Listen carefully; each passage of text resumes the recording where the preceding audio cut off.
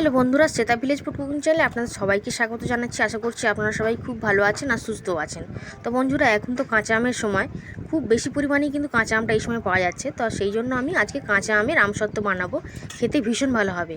আর আমসত্ত্বটা এমনভাবে বানাবো দেখে বোঝা যাবে না যে এটা কাঁচা আমের আমসত্ত্ব, মনে হচ্ছে এটা পাকা আমের আমসত্ত্ব। আমসত্ত্ব রেসিপিটা শেষ পর্যন্ত দেখার জন্য আপনাদের সকলের কাছে অনুরোধ রইল।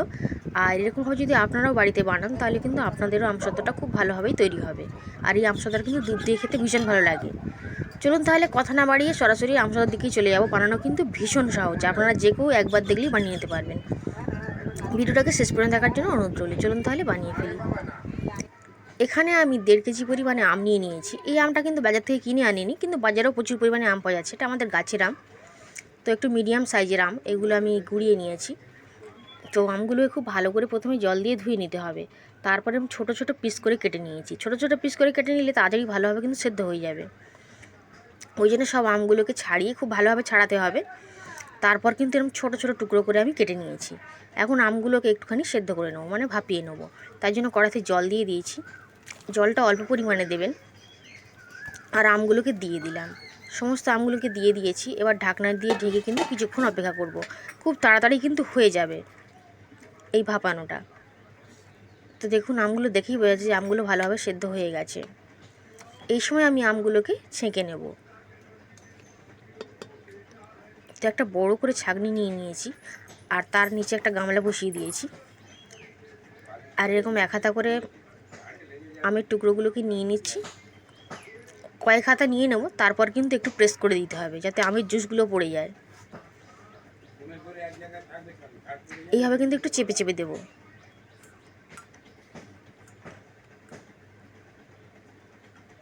সমস্ত আমের জুসগুলো নিয়ে নেব। আর এই যে খোসা মতন হয়ে রয়েছে সাদা অংশগুলো, এটা কিন্তু একদম ছাঁকনির মধ্যেই থাকবে।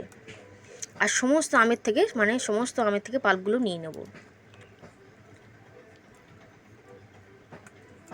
তো সবটা কিন্তু এভাবে নিয়ে নেব। দেখুন, এইটুকুই হয়েছে প্রথমবারে। আবার খোসাগুলোকে ফেলে দিলাম, সাদা অংশগুলো। ছাঁকনিটা পরিষ্কার করে আবার দিয়ে দিচ্ছি। এভাবে 2-3 বারে করে কিন্তু আমি ছেঁকে নেব। এই সমস্ত আম থেকে জুস বা পাল্প যাই বলুন বের করে নেব।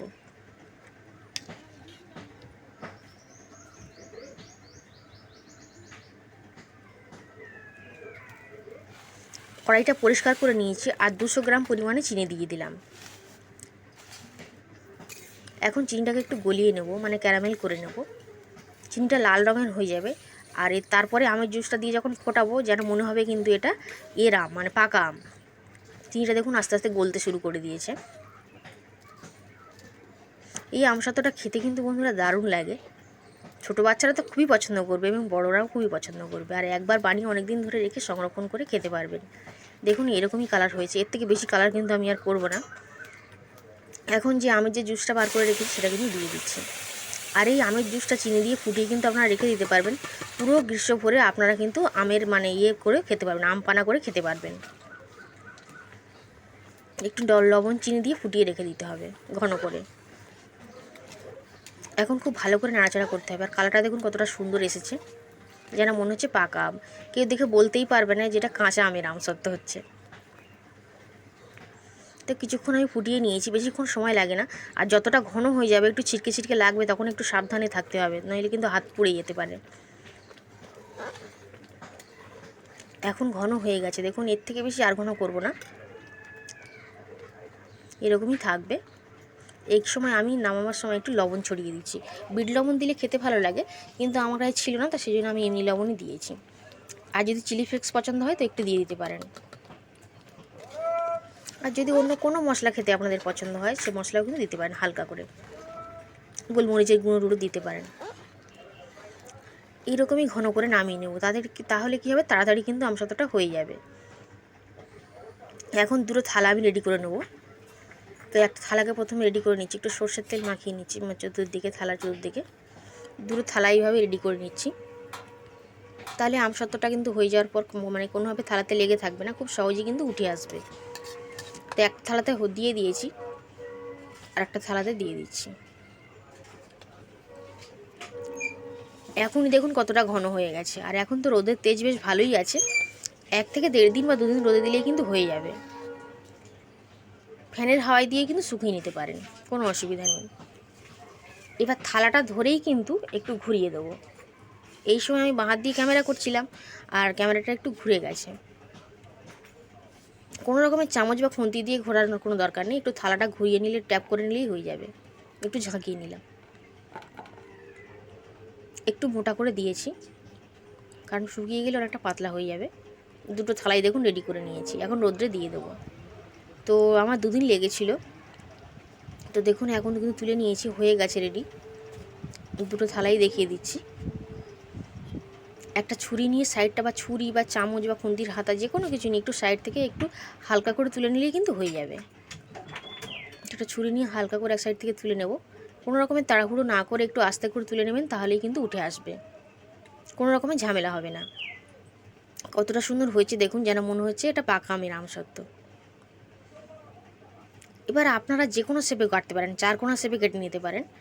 আমি একটু রোল মতন করে নেব, তো সেই জন্য এইরকমভাবে কেটে নেব।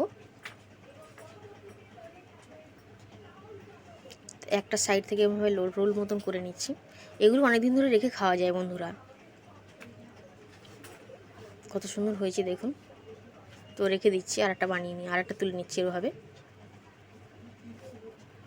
এইভাবে আমি ওই থালা থেকেও উঠিয়ে নেব।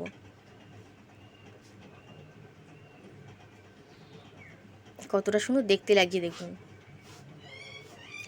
আপনারা কিন্তু বাজার থেকে কাঁচা আম কিনে নিয়ে এসে এরকমভাবে কাঁচা আমের আমসত্ত্বটা বানিয়ে নিতে পারেন খুব সহজে। বানানো কিন্তু খুবই সহজ। তো ওই থালাটা থেকেও বানিয়ে নিলাম, মানে তুলে নিলাম আর কি। সবগুলোকে একত্রিত করে আমি একটা প্লেটের মধ্যে নিয়ে নিয়েছি, আর একটু সাজিয়ে মতো নিয়েছি। আর আরেকটাকে সাজাতে পারছিলাম না বলে একটু মাঝখান বরাবর 2 টুকরো করে একটু বসিয়ে মতন দিয়েছি, ওই সাইড বরাবর রয়েছে। কত সুন্দর দেখতে লাগছে দেখুন, আর খেতেও কিন্তু ভীষণ ভালো লাগে। আজকে কাঁচা আমের রেসিপিটা, মানে আমসত্ত্বটা কেমন লাগলো কমেন্ট করে অতি অবশ্যই জানাবেন। আর ভিডিওটিকে একটু করে লাইক করবেন, শেয়ার করবেন, আর চ্যানেলে নতুন এসে থাকলে চ্যানেলটিকে সাবস্ক্রাইব করে নেবেন।